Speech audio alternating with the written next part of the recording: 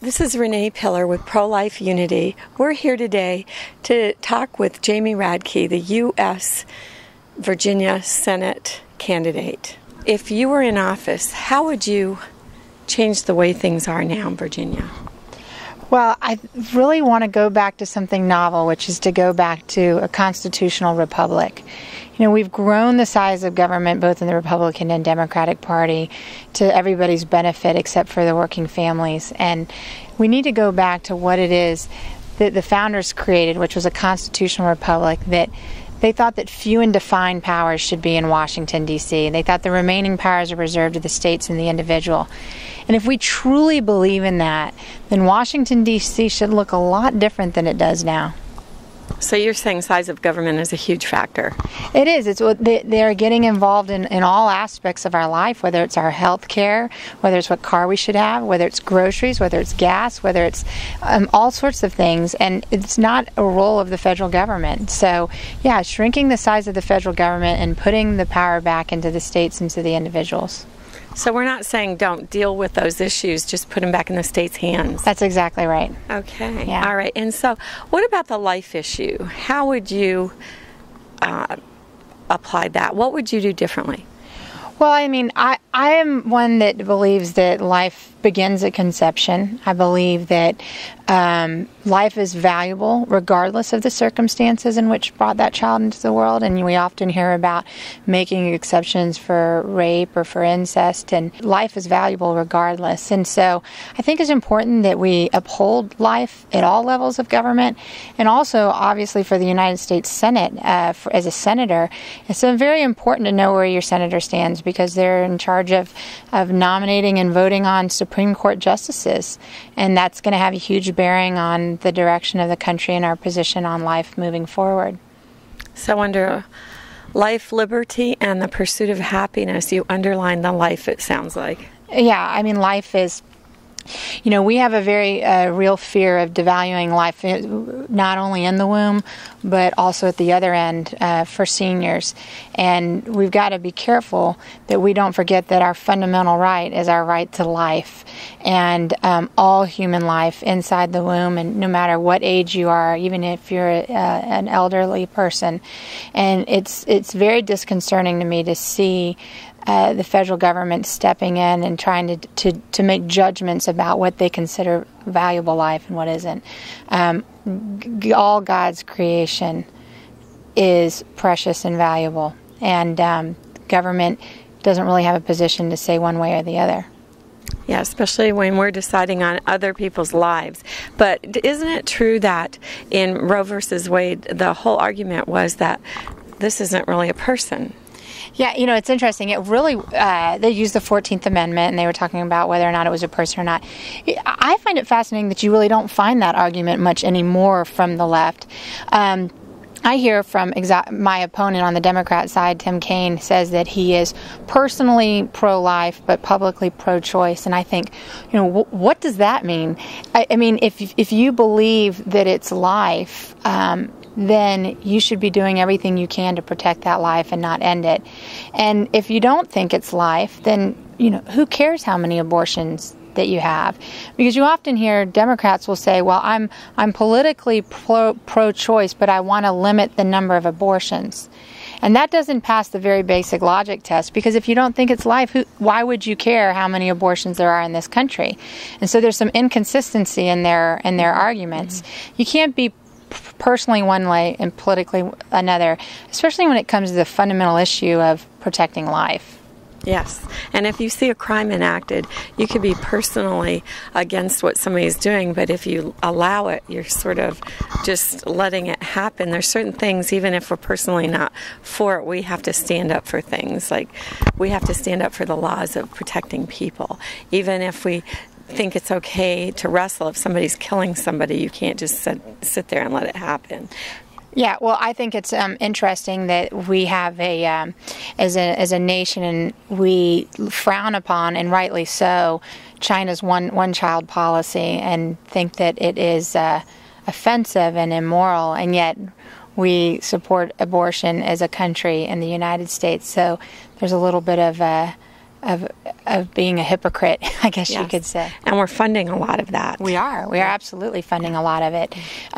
There's a lot of federal spending that we take through AID and give all across the country to support things that are not consistent with what we believe in as Americans. Well, my position on foreign aid in general has been that it needs to be significantly reined in. I'm not for eliminating 100% of foreign aid, but there's also just the practical matter that we're broke. And to borrow money from China and then turn around and give it to Mexico or Pakistan or wherever, and we pay the interest payments and we don't have the money to pay for these other things outside of, not talking about abortion, but these other programs that we're in, doesn't make sense. And then you add insult to everything, because then you're not only are you giving money you don't have, but you're giving it to fund things that are immoral.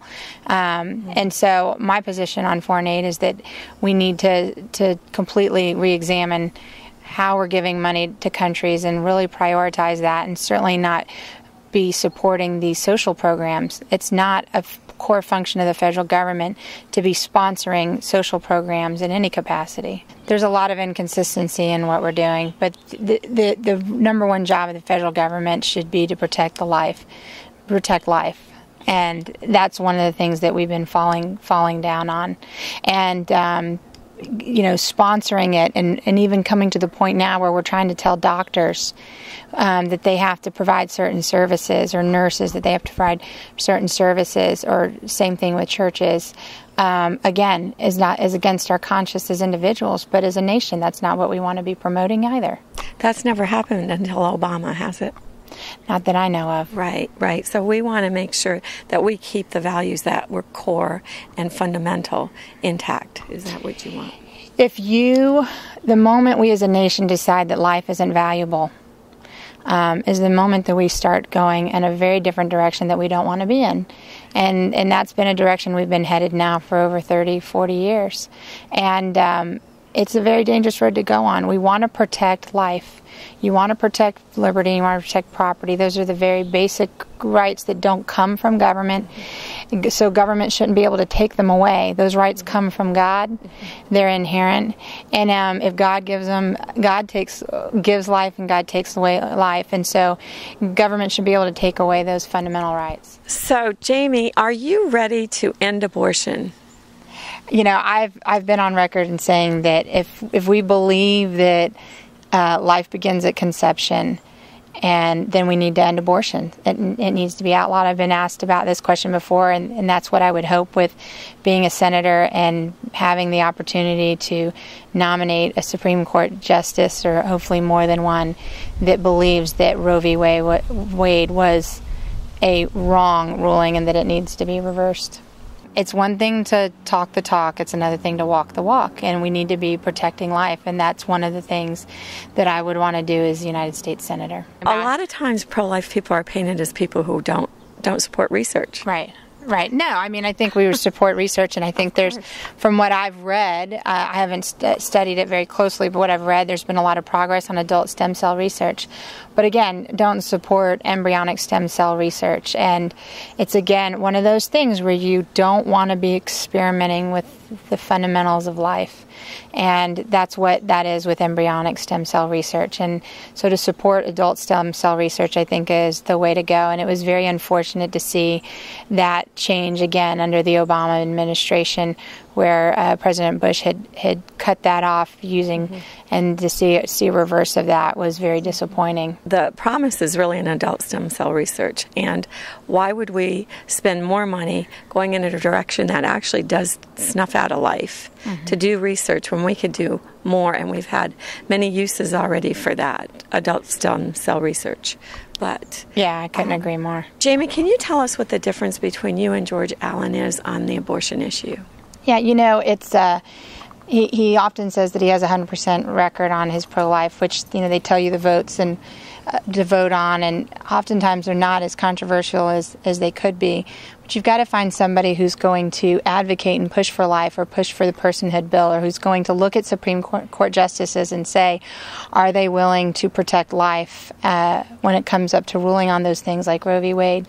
As far as a practical matter, George Allen has said that he is for exceptions for rape, incest, or life of the mother. He thinks that abortions are okay for that. He has also been on record as saying that he thinks that abortions are okay up until viability. And of course, most of us know that almost all abortions take place in the first trimester when there's not quote-unquote viability. So that would eliminate a lot of the opportunities to protect life. He owns stock in the, or at least he did own stock in the morning after the abortion pill through Bar Labs. And he was asked in a debate once what he would do if his daughter were to get pregnant. And he said, well, I'd have to talk to my wife and we'd have to figure out what was best for our daughter, which didn't seem like a strong position for protecting your grandchildren.